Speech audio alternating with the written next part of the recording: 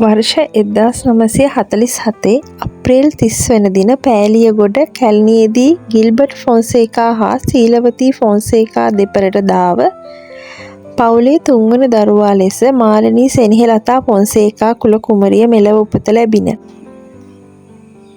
මාලනීගේ උපතත් සමග ඇයගේ පවුල කැලණියේ සිට නුගේගොඩ ප්‍රදේශයට පැමිණි අතර ඇයගේ අධ්‍යාපනයට අත්පොත් තබන ලද්දේ නුගේගොඩ ශාන්ත ජෝන් විද්‍යාලය සහ ගුරුකුල මහා විද්‍යාලයෙනි.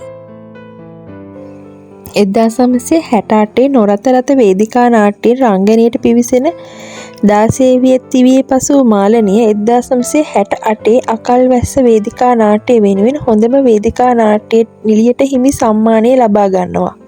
වේදිකා නාට්‍ය 14කට සිය රංගන දායකත්වය ලබා දුන් මාලනිය සිය සහෝදරයා වූ ආනන්ද ෆොන්සේකා හරහා හෙළ සිනමාවට පිවිසුනාය. 1968 ඇයගේ පළමු වන චිත්‍රපටය වන පුංචි බබා චිත්‍රපටයට ප්‍රවීණ රංගන ශිල්පී ජෝආබේ වික්‍රම මහතා සමග රංගනයෙන් එක්වෙනවා. මෙම ආගමනයත් සමග රංගනයෙන් සාර්ථක වන මාලනිය ශ්‍රී ලාංකීය රිදී තිරයේ චිත්‍රපට 140ක් සහ විදේශීය චිත්‍රපටිවලද ඇතුළුව චිත්‍රපටි 150කට පමණ සිය රංගනයෙන් දායකත්වය ලබා දෙනවා. මේ අතර ලෙස්ටර් ජේම්ස් පීරිස් මහතාගේ නිධානය සිරිපාල හා රන්මැණිකා, එයා දැන් ලොකු ළමෙක්, තුෂාරා, බඹරු ඇවිත්, ආරාධනා, සිටු මැදුර, උත්පල වන්නා, ආකාශ කුසුම් වැනි මෙරට ප්‍රේක්ෂක ජනතාවගේ සිත් පැහැරගත් චිත්‍රපටි රාශියකට සිය රංගන දායකත්වය ලබා දීමට මාලනී ෆොන්සේකාට අවස්ථාව ලැබෙනවා. එකිනෙකට වෙනස් වූ රංගන පෞරුෂයන් සමග ශ්‍රී ලාංකීය සිනමා ඉතිහාසයේ නිලි රැජින යන විරුදාවලිය ලබන්න මාලනී ෆොන්සේකා වාසනාවන්ත වෙනවා.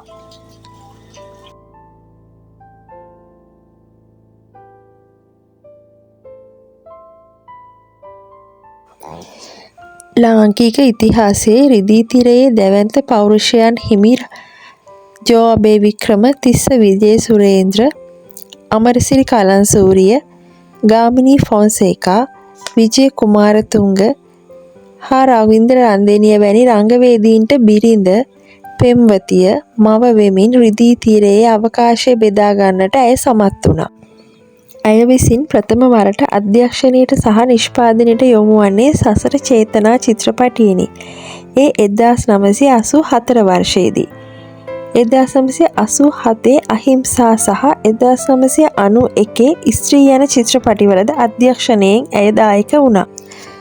ඉන්පසු රිදී තිරය මෙන්ම පුංචි තිරයද වර්ණවත් කරමින් මැනලද පුතේ කිරි දුන්නේ, පිටගම්කාරයෝ, කෙම්මුර, අමුදරුවෝ, සිසිල ඉම වැනි ටෙලි නාට්‍ය සඳහාද ඇය රංගනයෙන් දායකත්වය ලබා දෙනවා.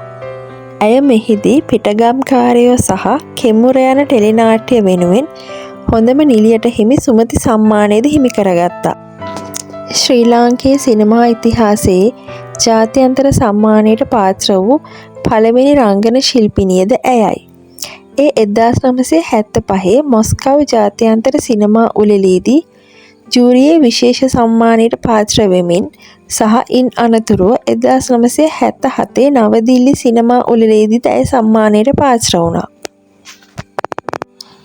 වසර 2010 දී CNN විසින් මාලනියව ආසියාවේ ශ්‍රේෂ්ඨතම රංගන ශිල්පීන් 25 දෙනාගේ ලයිස්තුවටද ඇතුළත් කරන ලදී. මීට අමතරව දේශීයව සරසවි සම්මාන, OCIC සම්මාන, ජනාධිපති සම්මාන, සුමති සම්මාන වලින් පිදුම් ලැබීය. ශ්‍රී ලංකා සෞන්දර්ය විශ්වවිද්‍යාලය මගින් ඇය ශ්‍රී ලාංකීය සිනමාව බබලවන්න ඉටු කළා වූ මෙහෙය අගයා ආචාර්ය උපාධියක්ද පිරිනමා ඇත. රංගනයට අමතරව වර්ෂ 2010 දී එක්සත් ජනතා නිදහස් සන්ධානය නියෝජනය කරමින් ඇය පාර්ලිමේන්තු මන්ත්‍රීවරියක් ලෙස තේරීපත් වුණා. ඇය 2015 තෙක් පාර්ලිමේන්තු මන්ත්‍රීවරියක් ලෙස කටයුතු කරා. වර්ෂ 1947 උපත ලබා 1968 වර්ෂයේ සිට 2025 දක්වා යුග යුග හද බැඳි ලාංකීය සිනමාව, වේදිකාව, ටෙලි නාට්‍ය කලාව එළිය කර ආදරණීය මාලනියේ ඔබට ඉක්මන් භවයක නිවන් සුව අත් වේවා.